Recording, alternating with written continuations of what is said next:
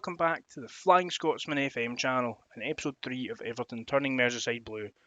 We are back a little bit earlier than I had advised in the last episode, but it's just to give you a bit of information around how our season's going. So after we saw in the last episode a convincing 3-0 win against Leeds, we then went and beat Bournemouth 3-0, Onana scoring early on with Gordon scoring a double. This was followed up with a convincing 4-0 win over Palace with Dwight McNeil and a Iwobi double and Mopai securing the points. It was then cup action in the EFL Cup second round where we took on Nottingham Forest away at the City Ground. Alex Iwobi opened the scoring from the spot, only for Brennan Johnson to equalise before the half. Dwight McNeil then scored in the 69th minute to put us through into the third round of the Cup, where we've been drawn against Tottenham Hotspur. Next up, unfortunately, we were away to Old Trafford, and despite us looking not too bad throughout the game, we ended up losing 3-0, picking up 5 yellow cards in the process, and Connor Cody, with a 5.9 rating, was the worst defensive performance I have seen. Other than that, we were very much in the game. This was followed up with a 2-1 win over Newcastle United, all 3 goals scored with the final 30 minutes. Fernandinho opening the scoring before Alexander Isak equalised. Dwight McNeil then scored 3 minutes later, and that proved to be the final goal, and that would be 3 points coming our way. Next, unfortunately, another loss as we lost 2-0 to Spurs away at the Tottenham Hotspur Stadium. Both goals coming from Harry Kane. You just cannot beat that man in that sort of form. Now, with that form, that takes us to look at the table here, and we are currently sitting in 5th place with 4 wins and 2 losses and 12 points after the 6 games. However, we have a game in hand over all of the teams above us, so in theory, if we were to win our game in hand, we could jump up into 2nd place. Surprised to see Brighton as high up as they are, but that's how things go. Now we're back, as on deadline day we had 2 outs and 2 ins. Mason Holgate went away on loan to Celtic with a future fee involved. I mean, he is a good central defender, but we have 6 central defenders in the first team once Mina and Godfrey come back, and that's just too many central defenders. That's 6 players taking up a large number of spaces in the squad. We are getting £5.75 million mandatory fee at the end of the season, so not too bad. Then, on deadline day, Demarai Gray went out to Brighton for £12.5 million. Now, he is a good player, he's got pace, he's got acceleration, but he is very, very inconsistent, both in real life and in the game, so I thought it'd be best to cash in. Now, we then signed Diogo Goncalves. Again, I've said before, if my pronunciation's wrong, please let me know. I am terrible with names. So, we've brought him in as the direct Demarai Gray replacement in the squad. He's well-rounded overall. He can play on both sides. He will be used very sparingly. But we do have a mandatory future fee of £2 million, which isn't too bad, because if we bring him in, we might be able to make a wee bit of profit on him, but he will be a useful squad player. Now, some of you will have noticed, if you are very eagle-eyed, in the last page, we have made another signing on deadline day, and this is probably the best signing I have ever made in terms of the size of club we are, where we are at the moment, and the calibre of player that we've signed.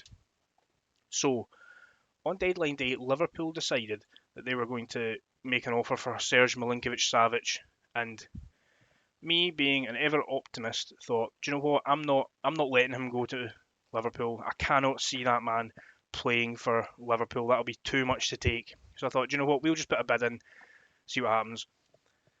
It is a structured deal where, if we have a look, it is a minimum cost of £56 million. However, it could increase up to £80 million. Now, that is a lot of money. That is a lot of money for a club like Everton. However, if we want to get to that next level, we need to be buying players like this, and the only way you can buy players like this is by splashing the cash on these players. But, I mean, just look at them. Look at all the attributes in the green. Finishing 16, first touch 16, 17 heading, passing of 16, technique 16. His mentals are phenomenal.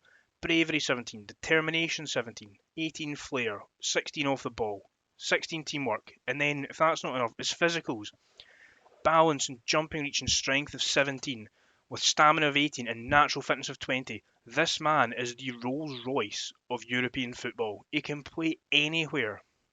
Now, just look at this. He can play any role that you do, any role in your squad, any role in your tactic. This man will be able to do a job, 100%. I mean, I might not advise making my centre back because his marking's terrible, but he's still, even if you wanted to, he's got 13 tackling. He's got 13 tackling. He's got the bravery. He's got the teamwork. He's got reasonable positioning. He's got good work rate. He's just, I could go on and on and on about Serge Milinkovic-Savic all day. He is just the best player I have ever signed in terms of where my club is. And if we are wanting to be playing Champions League football by the time we move into our new stadium at the start of the 2024 season, this is the sort of player we need to be going out and bringing in. He will be phenomenal. If we look at the tactics here, this is primarily what I've been playing. You know, a 4-4-2 or a 4-2-2-2, whatever you want to call it. I've just noticed the player's in the wrong position. That's not, you know, Idrissa Gana Gueye does not play up front for me. But this is the sort of way I have been playing. However, I might need to change it now that Milinkovic-Savic has come in. He could probably, I mean, don't get me wrong, he could probably play the ball winner or the Secondo Volante very, very well. But just to get the best out of him, I think we might need to move to a kind of three in the middle system. So we'll keep an eye out on that and we'll see how we get on in the next fixture.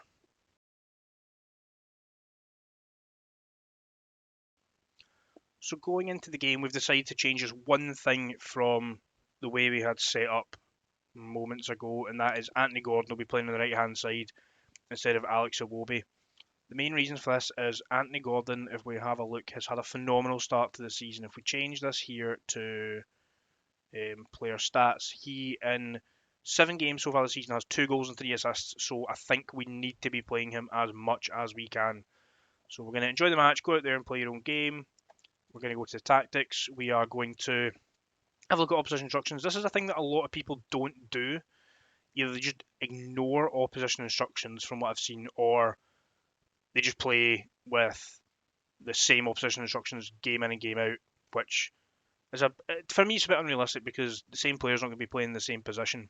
So you could always ask your assistant. Now I always tend to ask my assistant and then I kind of tweak it from there, depending on what they suggest. Because sometimes they do suggest just really random things that they'll say go tackling hard on this one specific defender, and there's no real reason for it. So we're going to mark Ivan Toney tightly. We're going to tackle him hard.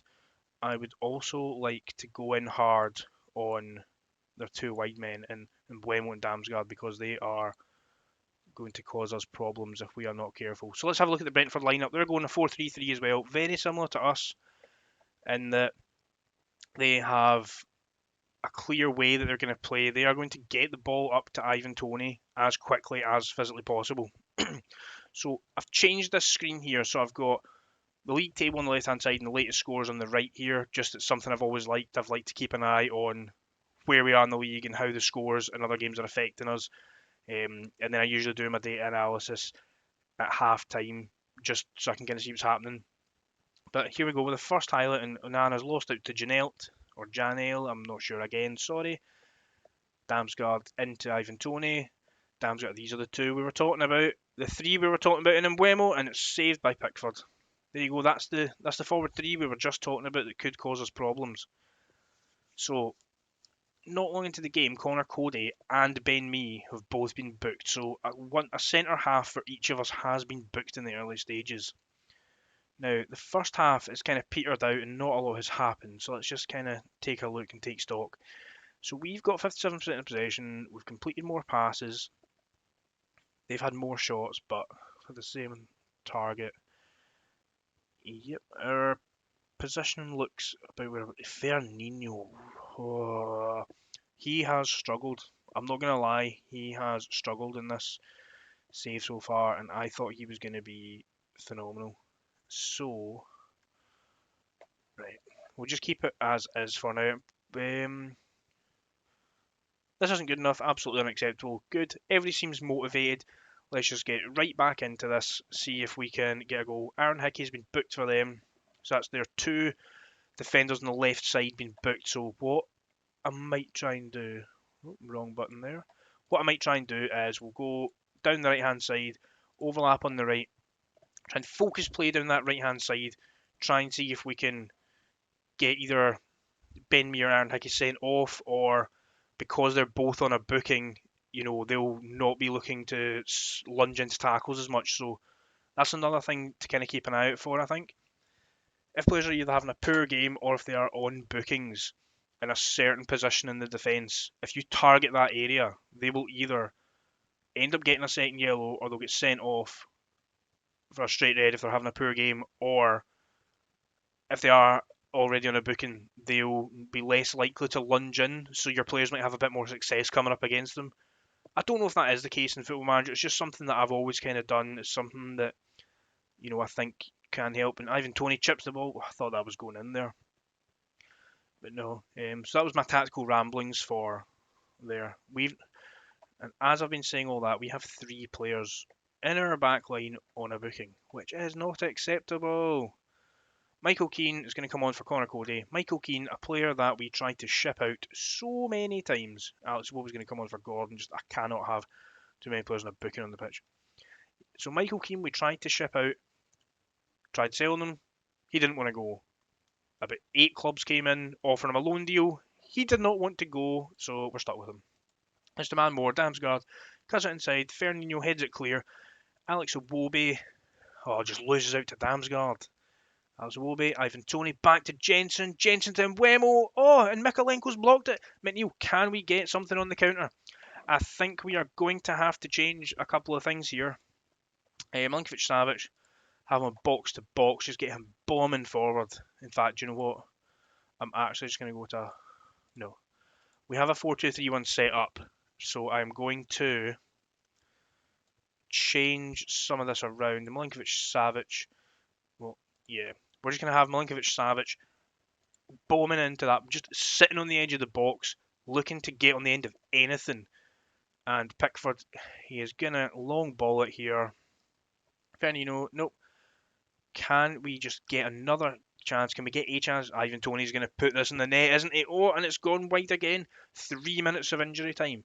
This could be our first draw of the season, and it is. There we go. We come back after some phenomenal games off camera, and we draw 0-0 away to Brentford. That's unfortunately the way it is at times, so let's just have a look at what's been going on. Pickford get the man of the match, saved 3 shots. Is it a phenomenal game? Not really, but nobody else for either side really created anything or had a phenomenal game, so that'll be why he's got man of the match.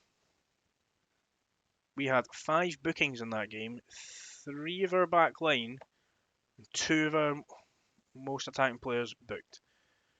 Not great. So possession was fairly even. We completed 566 passes, which is quite good. I like to see a high pass number there. And yeah, if you look at shots though, they just absolutely dominated us there. Absolutely dominated. Well, let's just go and have a look and see what that means for the table. We've slipped up. Slipped up isn't really the right phrase, but we have slipped up the table, if that makes any sense. Let me know. I don't think it does, but I know what I meant. Hopefully you know what I meant as well. So we could have went into second with a win, but a draw means we move into 4th, and again, still in the Champions League spaces. I would take that every day of the week. Now, let's just have a look and see the fixtures coming up, and we'll see when we're going to come back. So that's fine. What we'll do is I'll play the month of October in a very, very hectic October off camera, and we will come back for a double header in November of Aston Villa in the league and Tottenham away in the 3rd round of the EFL Cup. This has been the Flying Scotsman FM. Thank you for watching. If you like the video, give it a like. Give me a comment down below, positive or negative. I am always looking to learn.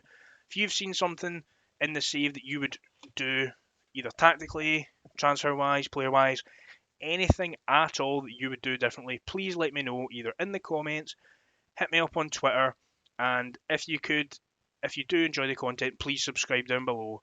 Thanks, and I'll see you next time.